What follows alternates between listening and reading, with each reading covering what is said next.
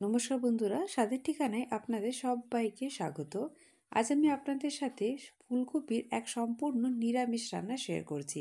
এই রান্নাটা একবার বাড়িতে অবশ্যই ট্রাই করে দেখবেন। যে কোনো নিরামিষের দিনে এইরকম একটা রান্না থাকলে আর তার সাথে কিচ্ছু প্রয়োজন হবে না। আর লুচি, পরোটা কিংবা পোলাও দিয়ে একবার অবশ্যই ট্রাই করবেন এই মালাই ফুলকপির রেসিপি। মালাই ফুলকপি বানানোর জন্য প্রথমে এখানে একটা কড়াই নিয়েছি। কড়াইয়ের মধ্যে সাদা তেল দিয়ে দিয়েছি। আজকের এই রান্নাটা আমি পুরোটাই সাদা তেলে করব। এই তেল একটু গরম হয়ে যাওয়ার পর এর মধ্যে গরম মশলার ফোড়ন দিয়ে দিয়েছি। তার মধ্যে আছে দুটো ছোট এলাচ, 3 থেকে 4টে লবঙ্গ আর এক টুকরো দারচিনি। আর তার সাথে দিয়েছি আমি ছোটো চামচের হাফ চামচ মৌরি। দেওয়ার পর আমি এখানে ফুলকপিটা দিয়ে একটু ঢাকা দিয়ে দিলাম। যতক্ষণ ফুলকপিটা একটু হালকা ভাজা ভাজা হচ্ছে, এখানে আমি একটা পেস্ট তৈরি করব। তার জন্য দেখুন, এখানে আমি বড় চামচে 1.5 চামচ পোস্ত আর 7 থেকে 8টা কাজু বাদাম একটু ভিজিয়ে রেখেছিলাম, সেটা আমি একটা মিক্সার জারে নিয়ে পেস্ট করে নিচ্ছি। আজকের এই মালাই ফুলকপি বানানোর জন্য বেশি কিছু মশলা একদম প্রয়োজন হবে না। এই মশলাটা দিয়েই আজকে পুরো রান্নাটা আমি তৈরি করব। এবারে দেখুন, প্রায় 2-3 মিনিট হয়ে গেছে। মাঝে আমি একটু নাড়াচাড়া করে দিয়েছিলাম ফুলকপিগুলো। আবার একটু নাড়াচাড়া করে দিচ্ছি। এটা একটু হালকা ভাজা ভাজা করে নিতে হবে। এবার আমি এর মধ্যে দিয়ে দিচ্ছি স্বাদ মতো নুন। নুন দিয়ে আবার এটা একটু নাড়াচাড়া করে দিচ্ছি, যাতে কি খুব ভালো করে তাড়াতাড়ি এটা সেদ্ধ হয়ে যায়। এবার আমি এখানে অল্প একটু আদা আর কাঁচা লঙ্কা পেস্ট করে রেখেছিলাম, সেটা পুরোটাই দিয়ে দিচ্ছি। এখানে প্রায় 2 ইঞ্চি আদা আর দুটো ছোট কাঁচা লঙ্কা আমি পেস্ট করেছি, সেটা পুরোটাই দিয়ে দিয়েছি।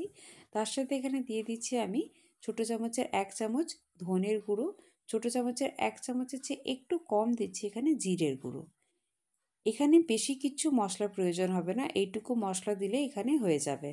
আর তার সাথে এখানে আমি দিয়ে দিচ্ছি অল্প একটু মটরশুঁটি। মটরশুঁটিটা একদম অপশনাল, আপনারা চাইলে নাও দিতে পারেন। মটরশুঁটি দেওয়ার পর এটাকে ভালো করে একটু নাড়াচাড়া করে নিচ্ছি। মটরশুঁটিটাও খুব ভালোভাবে সেদ্ধ হয়ে যাবে এই সময় যদি মটরশুঁটি দেওয়া হয়। এবার আমি এখানে দিয়ে দিচ্ছি যে পেস্টটা তৈরি করেছিলাম, মানে কাজু আর পোস্তর যে পেস্টটা তৈরি করেছি, সেটা এখানে আমি সবটাই দিয়ে দিচ্ছি।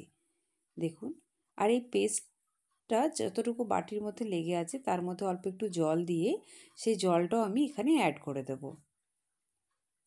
সব জল দিয়ে দিয়েছি। এবার এটা একটু হালকা করে মিক্স করে দিচ্ছি। এই রান্নাটা করতে একদম বেশি সময় লাগে না, আর খুব চটজলদি হয়ে যায়, আর খেতেও কিন্তু ভীষণ টেস্টি হয় এই মালাই ফুলকপি। একবার অবশ্যই বানিয়ে দেখবেন। যে কোনো নিরামিষ রান্নার দিনে এই রান্নাটি একবার অবশ্যই পাতে রাখবেন। এবার আমি এর মধ্যে দিয়ে দিচ্ছি দুধ। আমি এখানে প্রায় বড় কাপের 1 কাপের মতন দুধ দিয়েছি। দুধ দিয়ে আবার এটা একটু নাড়াচাড়া করে দেব। খুব ভালো করে মিশিয়ে দেওয়ার পর এটাকে আমি ঢাকা দিয়ে 5 মিনিটের জন্য এটা হতে দেব। ঢাকা দিয়ে এটাকে আমি মিডিয়াম ফ্লেমে রেখে দেবো 5 মিনিটের জন্য। 5 মিনিট পরে আমি আপনাদের ঢাকাটা খুলে দেখাচ্ছি। দেখুন, খুব ভালোভাবে এটা সেদ্ধ হয়ে গেছে, মানে ফুলকপিগুলো খুব ভালোভাবে সেদ্ধ হয়ে গেছে, আর গ্রেভিটাও খুব সুন্দর হয়েছে। এবারে এখানে আমি গ্যাসের ফ্লেমটা একদম লো করে দিয়েছি। লো করে এখানে আমি দিয়ে দিচ্ছি টক দই। এখানে প্রায় ছোটো চামচের 2 চামচের মতন আমি টক দই অ্যাড করেছি। টক দই দেওয়ার পর এখানে আমি দিয়ে দিচ্ছি স্বাদ মতন চিনি। এখানে আমি ছোটো চামচের 1 চামচ চিনি দিয়েছি। চিনি দেওয়ার পর এটাকে আমি ভালো করে মিক্স করে দেবো। খুব হালকা করে মিক্স করতে হবে, কারণ কি ফুলকপিগুলো একদম ভালোভাবে সেদ্ধ হয়ে গেছে, নইলে ফুলকপি কিন্তু ভেঙে যাবে। তাই হালকা হাতে এটা মিক্স করে দিচ্ছি। দেখুন, ফুলকপিটা একদম ভালোভাবে সেদ্ধ হয়ে গেছে। রান্না প্রায় কমপ্লিটের দিকে, কিন্তু কমপ্লিট করার আগে এর মধ্যে আরও 1-2টো জিনিস অ্যাড করব, যাতে কি টেস্টটা আরও বেশি ভালো হয়।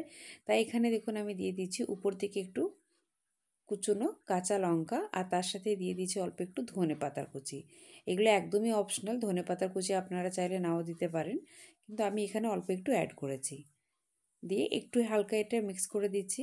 তারপর এর মধ্যে আমি দিয়ে দিচ্ছি অল্প একটু গরম মশলার গুঁড়ো। ছোটো চামচের হাফ চামচের মতন গরম মশলার গুঁড়ো দিয়েছি। গরম মশলার গুঁড়োটা দেওয়ার পর আবার এটা একটু মিক্স করে দেবো।